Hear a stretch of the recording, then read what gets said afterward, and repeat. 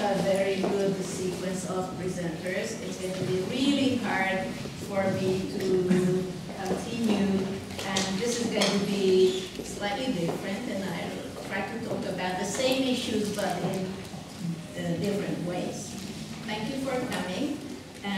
When I decided to talk about the topic, because I was asked to think about something that might be meaningful, I was thinking about my audience. And the good news, I wasn't wrong. Most of you are, I hope, either novice teachers or teachers with some experience. And I would like to talk about some of the research findings that we've found in our large-scale, small-scale, whatever studies over the years on what teachers think and do. And you've heard about one particular topic, discipline. Of course, we worry about managing our classes all the time, and we do remember all those discipline problems, and some of those might emerge today in my talk, but I won't focus on discipline.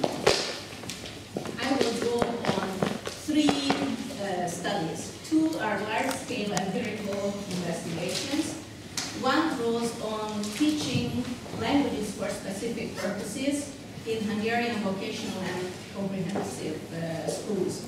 The other one is a large study on a particular Hungarian innovation, the Year of Intensive Language Learning, and the third one is my real expertise, that is early language classrooms, mostly English in this scope, and this is what I know most about. I used to teach young learners for 18 years, and my expertise was with the same students between the ages of 6 and 14, so that's where I think I understand the most, or I'm used to understand the most, I don't know. So the question is, based on the findings that I'm going to share with you today, what can you do as a teacher to make your life more professional and to manage your own professional development? Overall, I would like to simply state what the literature says about teachers' beliefs and practices. Because I have not much time to synthesize the literature, I would simply like to state the obvious. I mean, obvious to me after having read all what's available. There is a mismatch between teachers' beliefs and practices. What teachers know, they don't always implement. What they think, they are not always aware of. And what they do is not always guiding what they think and know they should do. There is, of course, an underlying belief that awareness about all these issues may lead to change and innovation. So there is a positive bias here. And I would like to show the teachers and the students' unique perspectives, meaning we are going to look at the world, teaching and learning from their perspectives as well. What we heard this morning was only the teacher's perspective, spiced with some of the insights shared by the students. Now, what makes a teacher good? This is going to be really short. What we know from recurring themes in studies concerns, first of all, the so-called method. Everybody knows what a method is, even the lay person. What they call the method is something that is motivating, and that's the really short version. And this is what a motivated teacher can do. Secondly, there are certain individual differences beyond the motivated teacher. Number one, typically mentioned, is the teacher who is knowledgeable, prepared, can teach and discipline, there we go, recurring theme, has a good rapport with the student, is consistent, this is the type of teacher you all voted for, just, very often humorous, nice, I used to be nice, or seen as nice with my students, not so much with my university students, unfortunately, they don't necessarily see the nice pictures, they see the strict rather than that. And there is a continuum between the strict and easy features. I would like to add low anxiety, Students like to work in a relatively low anxiety context. They want the teacher to be able to provide equal opportunities to everyone, and they hate favoritism. They don't like teachers with top favorites. And finally, some conversational style feature. The teacher can present, can teach us what we want to know, and less conversational, more professional, can challenge and scaffold the learners. And these are the terms that the literature uses. Now let's see some of the findings of the languages for specific purposes studies. And this was meant to be a baseline study. We wanted to find out how teaching and learning is taking place at a representative sample of Hungarian vocational and comprehensive schools in 2009. We wanted to know what the teachers perceived as their achievements, the problems, what opportunities they could identify for further development. And we were also interested in finding out about the teachers' and learners' beliefs and motivation. Motivation is a recurring theme here because that's what, in my view, really matters. But there are so many ways of talking about motivation. I keep hinting at a few. In this study, we involved 332 teachers at 67 schools, and this was a representative sample. So this is a quantitative inquiry where we used a questionnaire, and some of the items are shown here, not because I want to impress you with numbers, but because numbers say something about large trends, and they show you the mainstream, how things are. I'm showing you here the means and the standard deviations about some of the items in the questionnaire we used with these teachers to self-assess their motivation. What do they think about their own work? And look at this list. They are rank ordered according to most favorable and least favorable. And of course, this is a random choice. I made the decision what to choose from a long questionnaire. Look at item number 1 here. I consider myself an enthusiastic teacher. Could the world be any better? As you can tell, here on the 1 to 5 scale, the mean is 4.2, and the standard deviation is the lowest among those items. It means most of the teachers actually agreed on this. They are wonderful. As we go down the list, you will see a few other items are less favorable. I will not read out all the items. I will simply look at some of the items. For example, the one in the middle, I tend to implement in class what I planned, less encouraging. And look at the end, which is a negatively worded one. That means you have to think about the exact opposite. I often feel my daily work is useless. Most of them disagreed with this, which means they tend to get some satisfaction from the job, although the standard deviation, 1.2, means there was quite some variation. Let's look at some of the other items. Teachers thinking about their students' aptitude. We know from research that the most important factor influencing progress over time is students' aptitude, and of course motivation can compensate for some of it. Here are the answers again. Less able students would need more classes. This is going to be a recurring theme. The more we practice, the students improve more. And although the agreement is only at the level of 4 and the standard deviation is 1, so many teachers disagree, although overwhelmingly they tend to agree. Most students L1 is not good enough. I tend to succeed in matching tasks to students' needs. Not an overwhelming yes, as you can tell. And finally, look at how teachers build on what the students bring to their secondary schools or high schools after 8 years or a minimum of 6 years of language study. In the teacher's view, hardly anything. In other words, the students come with almost a tabula rasa. They have to start, they think, from scratch. see teachers' views on the students' motivation, and this is one of my key points. Motivation is what we need to always think about, and this is how you can prevent them from getting bored and from discipline problems from occurring. And I know this is easily said, not so easy to implement, minute by minute, day by day, year by year. If we look at some of the answers, we will see, again, I will not read out all of those, but you will see that the highest mean was, my students' low motivation makes my work hard. It was intentionally worded negatively. There we go. Teachers think the students have low motivational level. Discipline is rarely a problem in my class. I don't know how teachers will raise their hands, but here are the data. Look at the standard deviation, large differences in those answers. And then finally, my students would like to study a professional subject in the target language. The teachers don't think so. They disagree on this. And they also complain that the students do hardly anything in connection with the target language after school.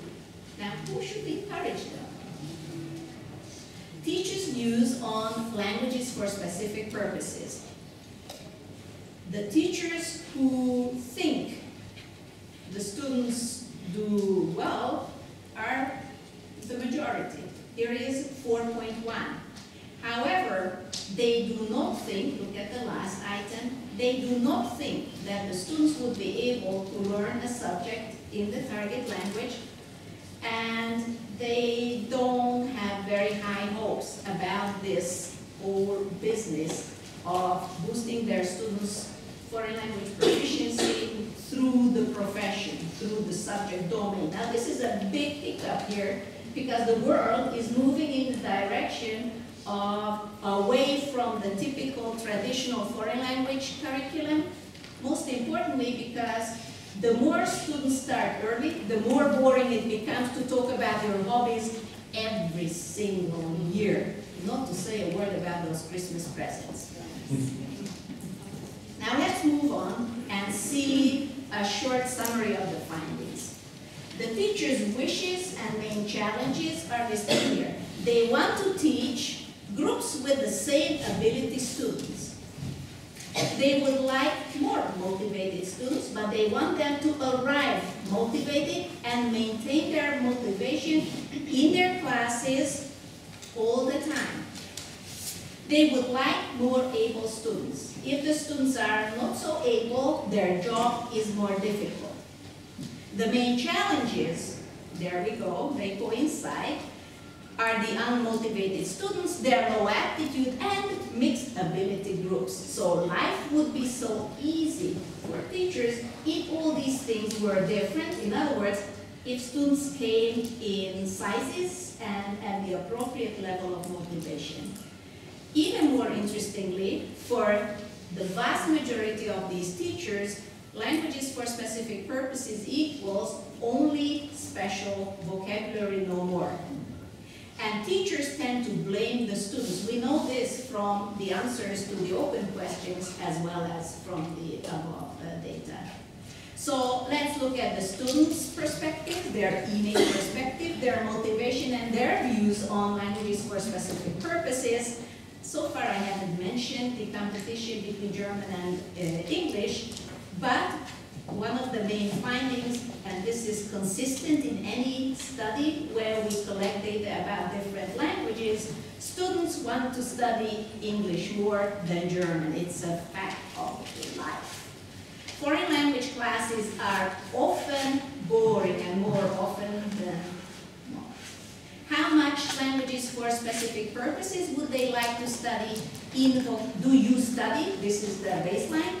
In vocational schools, 52% of the students said too little, almost half said right, and 3% said too much.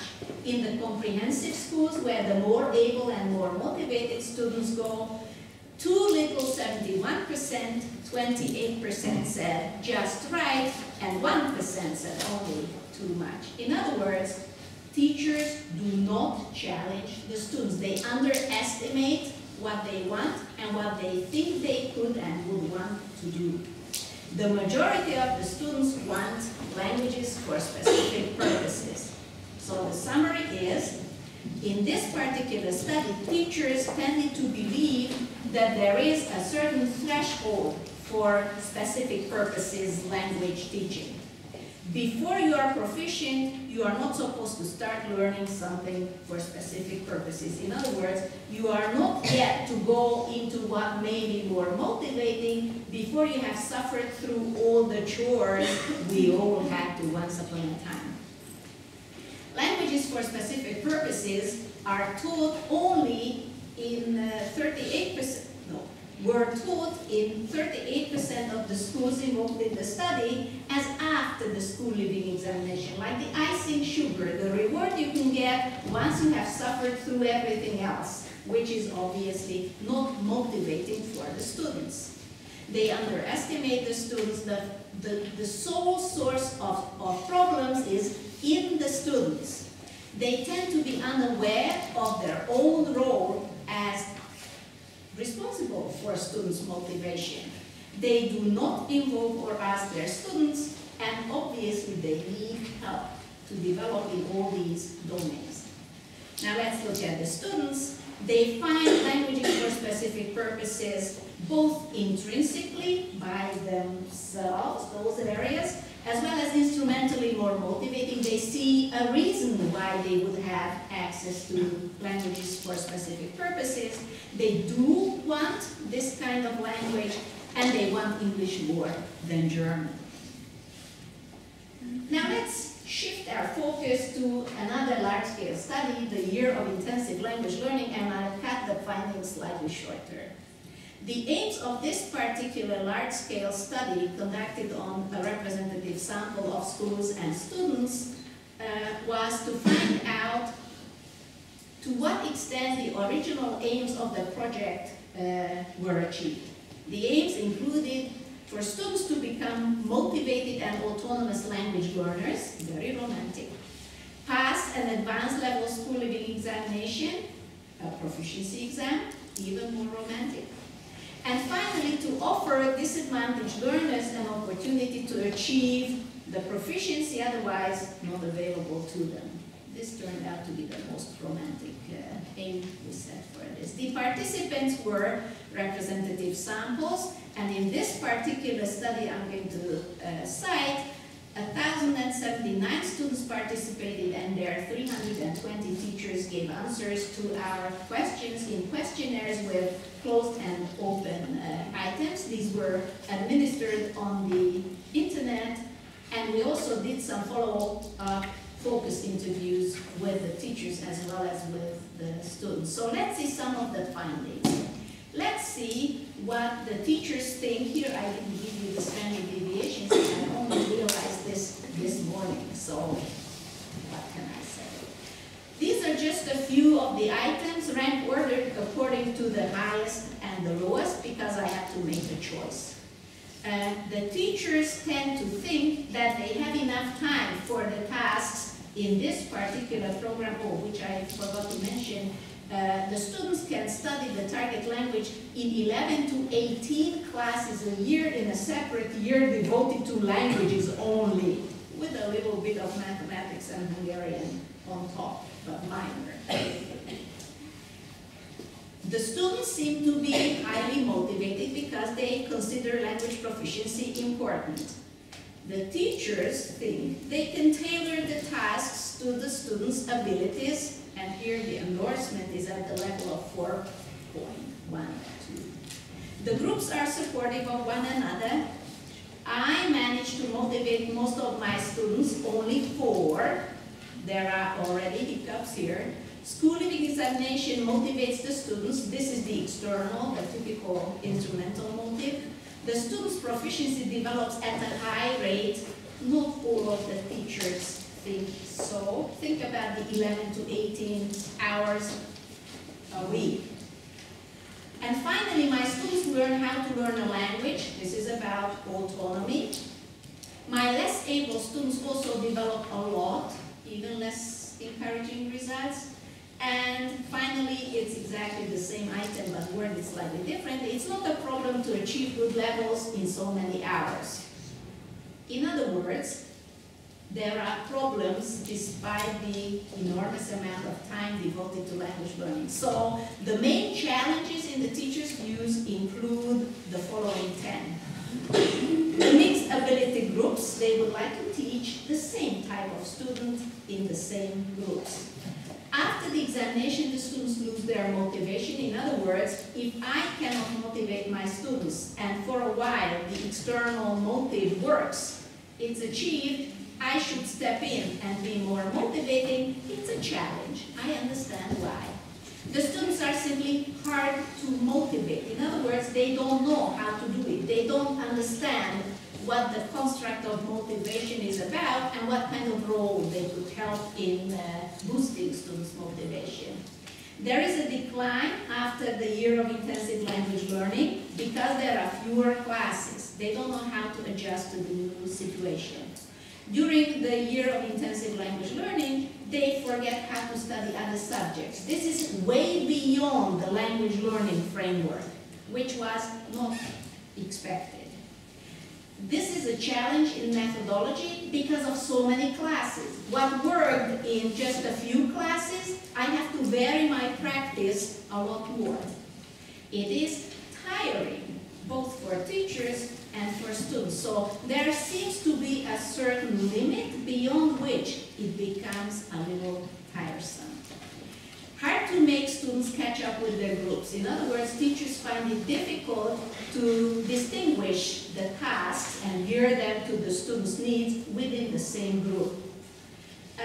Cooperation with the colleagues turned out to be hard.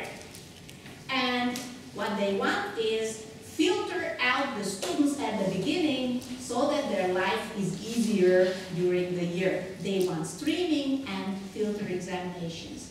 Now, my summary of the bunch of problems is the year of intensive language learning is focused on time, one factor, instead of the quality of teaching and learning.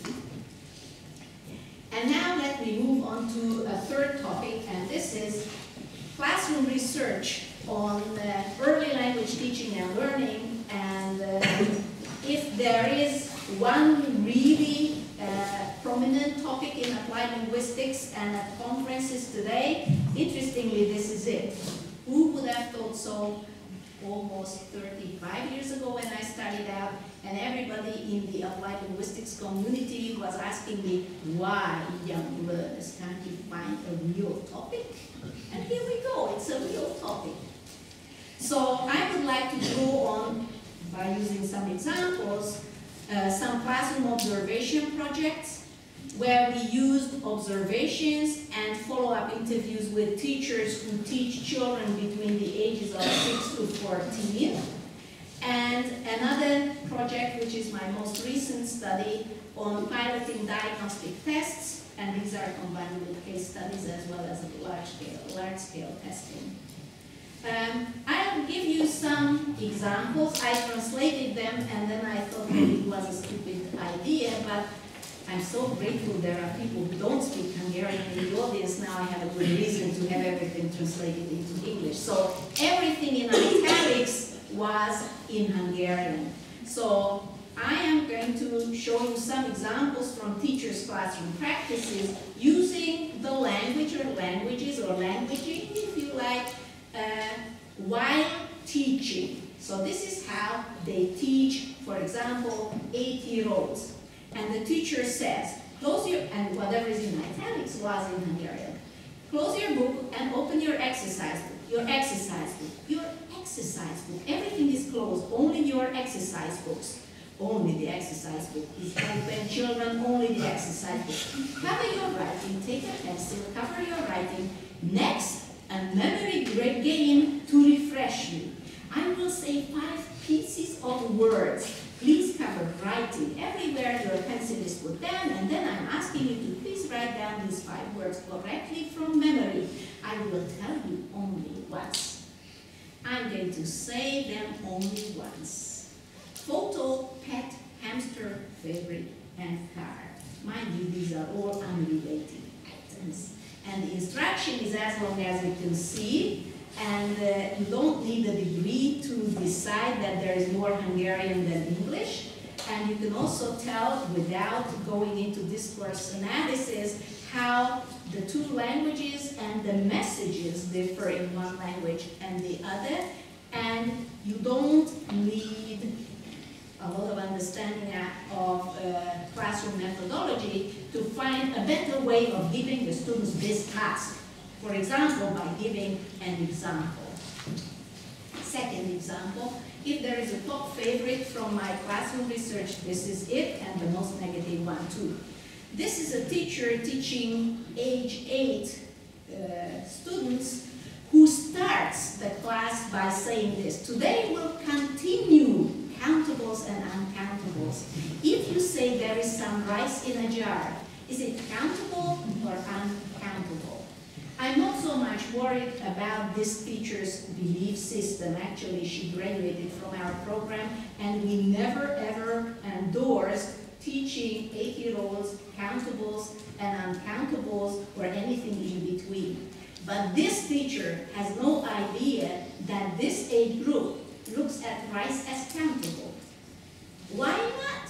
I mean, why can't you count rice? If you have the time and you have the rice, why not? Here is another teacher who has learned something in our program because she's teaching culture. And she started teaching culture in her own way. And again, everything was in Hungarian, and you are missing out on a lot of Hungarian cultural artifact here, but I'll do it in English anyway. What color is Welsh flag Barbie? Yellow. Yes, it is yellow. Answer in full sentence. Say it again. What color is the Welsh flag? It is yellow. Very good. And what color is the dragon monkey? It is red. Yes, it is red. Where is Wales? Well, we have discussed, haven't we, that England is not what? Sombra.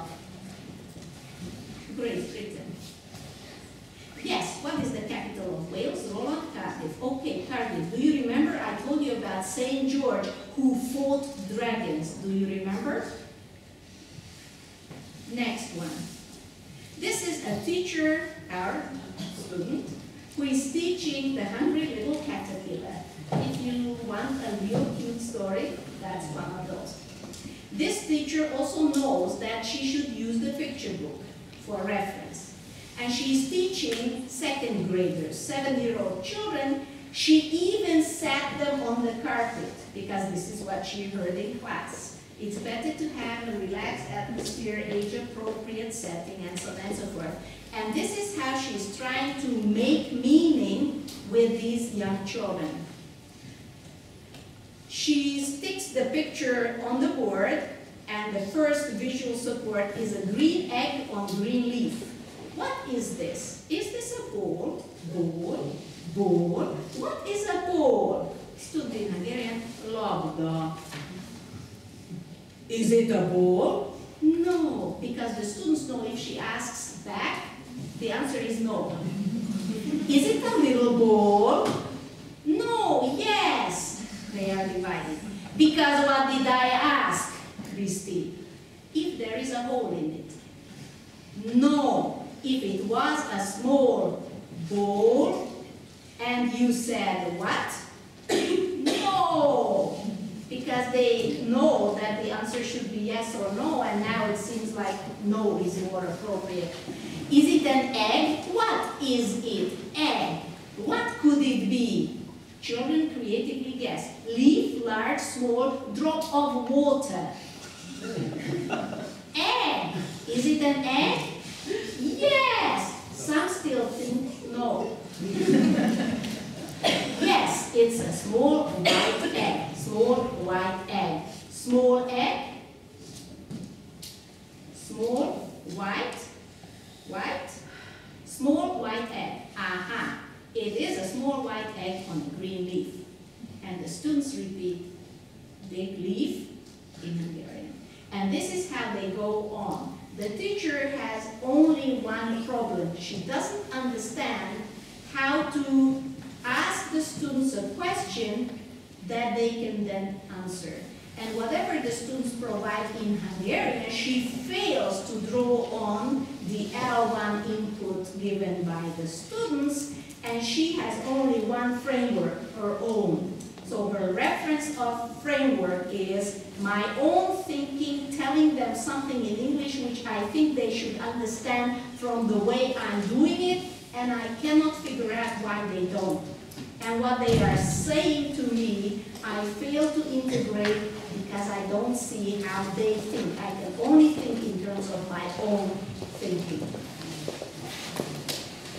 Another teacher is teaching a song. And here is what she does. We're going to learn a new song. We'll learn a new song, okay? But first, we're going to listen to it. We'll listen to it first, okay? Are you ready? Now listen to it. Listen and try to hear something. What you may know, okay? Wonderful strategy. Rely on students' background knowledge. Allow them to hear what they may know. Song about Easter. Song after the song. Who understood anything? Kitty raises her hand. Kitty? Hop, hop, hop. Teacher. Hop, hop, hop. What could be this hop, hop, hop? Okay, nothing else? Right. What holiday will be next? Easter. Teacher again, Easter. Audrey Nene. I understood tap, tap, tap, too. Teacher. Okay, Easter means Easter. In other words, the teacher invites the children to contribute, to guess, to find out something, to learn something, so she provides a learning opportunity. The minute it emerges, she refuses to take it. She does not think hop, hop, hop is anything worth discussing. It's not the vocab item she had in mind. Therefore, she moves on. But the kid is still stuck with something she could understand. Then the teacher decides the item was Easter, therefore it's Easter. What have they learned? What has the teacher learned? Not much. Here is another example. The teacher is inviting students to do role play. They are invited to mime. Again, she has learned something in our course. And she also uses cards for visual support. I have 4 new cards. These are rooms. Some rooms in the house. Someone must come here and act out what happens here. The others try to guess. Can we choose? Yes, Gerda, come please. I'm guessing English. The other student says, I'm guessing whatever language, perhaps in German.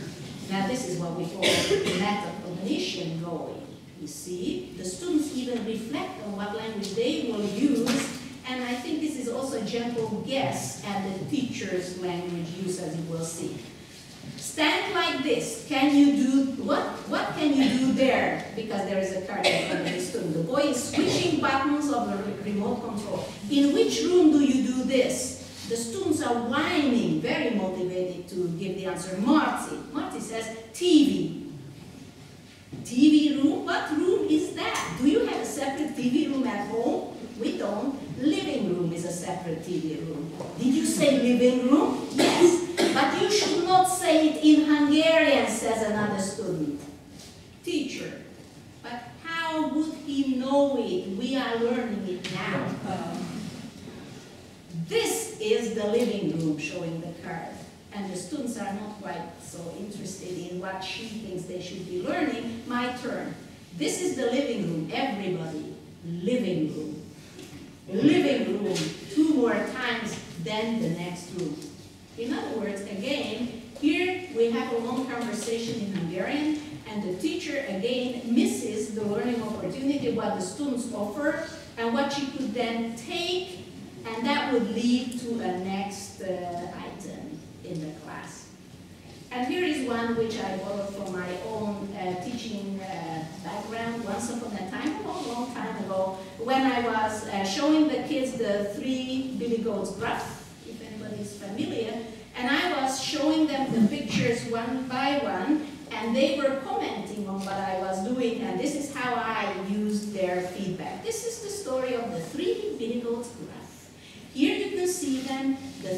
little goats. One is, and I was about to say, is very small, blah, blah, blah.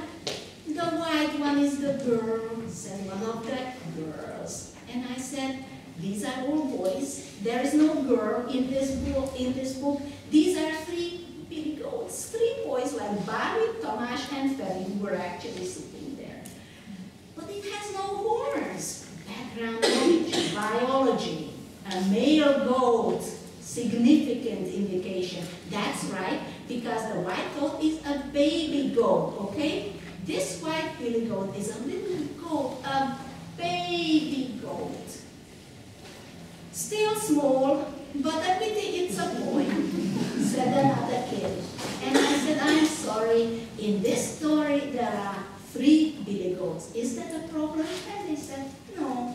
And I went on with the story. In other words, if you hear what they are saying and you recycle their comments, and this is how you make meaning, it may work better.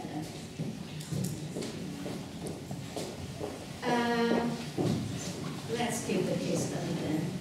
The overall results of the observations and the interviews include the following. There were very few examples of good practice, unfortunately, although my presentation is biased for the thought-provoking rather than the amazing, but there were hardly any amazing ones, I must say. There were many more less good practice examples. All these teachers know how young learners develop and what they need. They could verbalize those statements, but they fail to implement what they know. Most of them used the first language, Hungarian, to spoon-feed English. Translation was the key strategy for meaning-making. And there was excessive assessment going on in these classes, and this was brand new to me. We never ever actually encouraged any of the teachers to do so. So here are some of these citations from the interviews. Young learners are enthusiastic, they imitate easily, they pick up words, their ears are sensitive, are what the teacher said. Or, I look forward to real teaching because older learners are more able and nicer to communicate with. In other words, these teachers don't want to be there. After grade 6, for example, you can feed them grammar. Feed, mind you, you feed them grammar. Not as much as in secondary school, but you can. And one extreme point of view, I see no use of dancing and singing. Some others, from the Leaming perspective, the job is really demanding. And we should remember this. Teaching young learners takes a lot of patience and energy. It's very tiring. I have discipline problems. They are very active, need to move a lot. If I go to one, the others jump on my head. Actually, I remember this. You must revise a lot. You can go only in small steps. Sometimes I feel it's a waste of time. In other words, the teacher is not motivated because of the slow progress. At this age, you can teach less over a longer time. They need a lot of caring, and it's not my style. And here I have skipped many of the things I meant to talk about, and I only want to show you one particular case study. I did not estimate my time very well. In that diagnostic assessment project, we asked the teachers to pilot, in other words, use some tests for the 4 skills in their classes, and we wanted them to give us feedback on how they work. And here is the main general conclusion on all their feedback. Number 1, what we haven't learned cannot be known. This is a typical feedback. They did not try one particular task because we haven't learned this. And this is in connection. They didn't even try because they decided the children haven't learned it. Discussing any student performance afterwards, diagnostic assessment in class, how was this, how did you do, is a waste of time very often. There must be single solutions. One recurring theme was the visuals were incomprehensible. You couldn't tell if the dog was pulling the guy or the guy was walking the dog. We couldn't tell if the bush was next to the bench or behind the bench. And this is unacceptable. They cannot understand that any visual support or anything where not one single correct solution is possible is life. Multiple meanings is not an option. Pair work is a huge problem. It's a lack of control.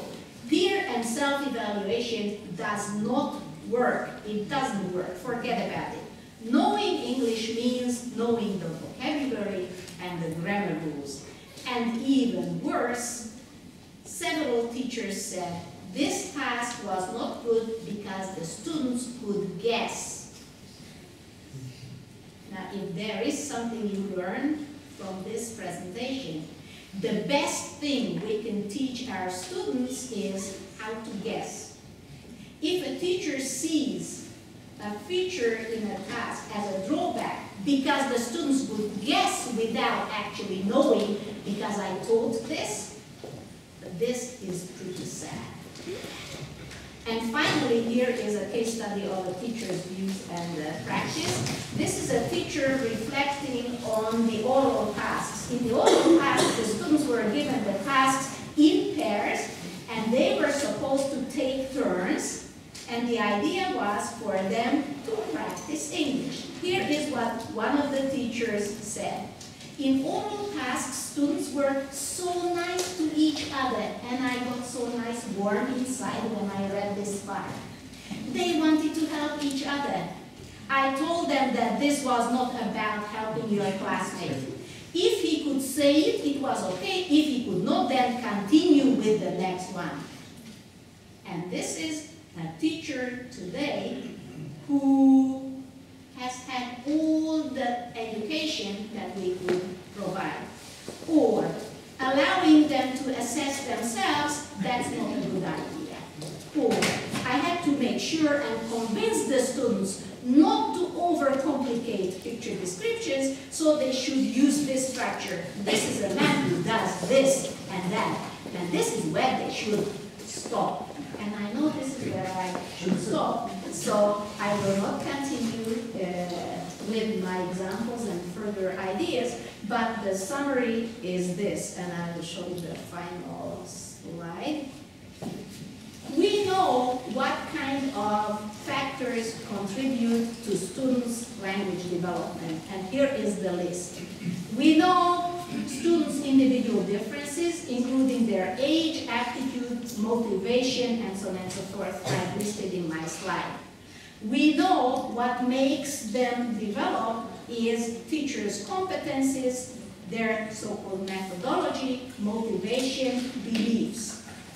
The task types and how they are implemented also matter. The time on task and how often they are used also matter. And there are several contextual factors, as well as the students' L2 cognitive and affective outcomes over time develop as a complex interaction among these factors. And the ones I put in bold are the ones where teachers can make a difference. And actually, the only domain where teachers have no say is in the student's age. Well, what age they feel is a different kettle of fish. And their socioeconomic status, because that's what they bring with them to class. However, teachers can do something about all these factors, about their own competencies, their own language proficiency, how they work in the classroom, and so on and so forth. Therefore, I think your best friend is asking research for you to ask meaningful questions about your own teaching, think about the answers, reflect critically, and work with other people who may be in the same shoes. And that's it.